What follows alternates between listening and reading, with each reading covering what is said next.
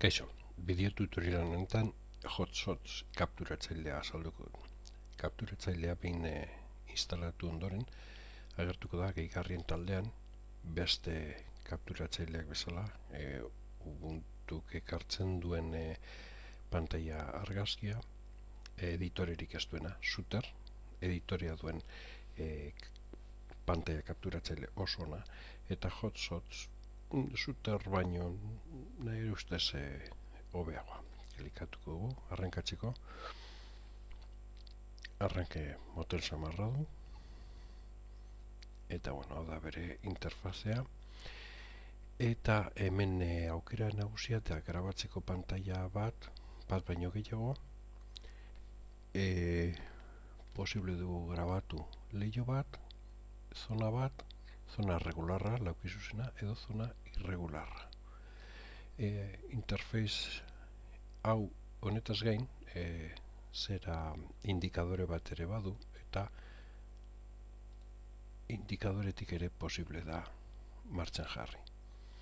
Kasu honetan, hemen atzean agertzen den web horria kapturatuko dut, eta haren gainean editatuko dut ohar batzuk. Horretarako, esango dio grabatzeko edo kapturatzeko region edo zona bat, eta markatuko dut ze zona interesatzen zait argazkia eteatzeko. Hemen ikuste duzu erdian markatzen duela pixeletan bere tamaina. Behin markatuta egiten du retun, eta orduan ja joaten da edizio zonara.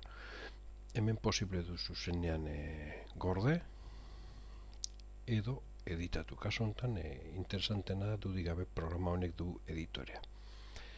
Editatzeko kontuan izan behar dugun gauzak eta hemen ditugun tresnak, gero tresnen detaileak eta koloreak. Hartuko dut kolore bezala esate baterako laranja, eta ziko naiz hemendik igual markadorea zirkulo egiten duen tresna hau kasi hartuko dut finago, hautatuko dut, borratu eta finago hartuko dut.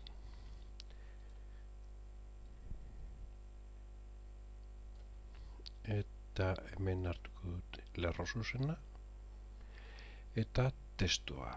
Testua hautatu baino lehen aukeratu komeni da aukeratzea letren tamaina. Hemen da letra tamaina onditu, letra tamaina txikitu, txiki samarra daka, ondituko dut pixkat. Eta behin tamaina markatuta testuaren tresna hartu eta idatziko dut. Programa hau oso egokia da tutorialak eta irudien gainean oharrak eta markak egiteko. Guain hartuko dut esate baterako laukizuzena, badugu laukizuzena ertza osoia, ertza eta fondoa, eta ertza eta fondo kolore berekoak.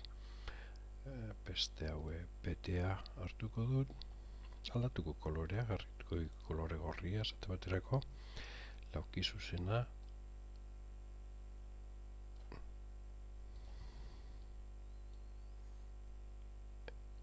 guain marra zuzenan ordez marraztuko dute kurba bat. Kurba markatzen dira hasierak eta bukaerako nodoa. Bukatzeko egin behar dugu klik, gaizketea zait. Hasiera bukaerakoa eta tresna aldaketa.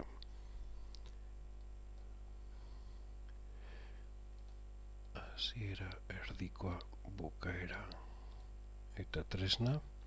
Gero editatu daiteke marratxo hauek. Testua jarriko dut. Navigazio tresna. Zer gehiago dakagu poligono, ertza, osoak, laukizuzenak, elipseak, hau interesantea, txikituko dut pizka tamaina, eta hau dira numeradoreak, demagun azaldu behar badu zona hauek, posible dugu numeratu eta gero testuarekin osatu bere izena.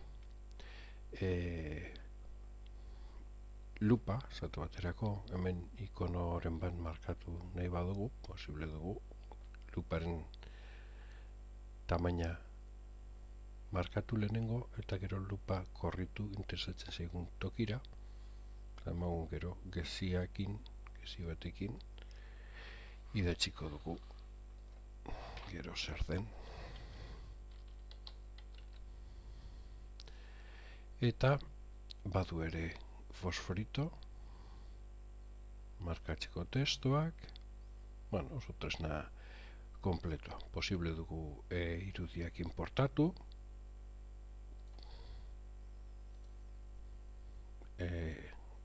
klikatuko dut importatu nahi dugun tokira, oso handia denez hautatuko dut, eta nodoetatik tiraka tamaina eta tokia markatuko diot. Nahaztu zaitezetea bere elementuak posible direla ere biratu, handitu, nodo batzuk dira handitzeko, eta beste batzuk biratzeko. Eta, gero beste detaile importante bat, gordetzen dugunean, dugu gordetzeko ikonoa, gordetzen dugunean, bera gordetzen du hot luzapenarekin. Hot gordetzen du formato vektorialean. Hartara gero, posible dugu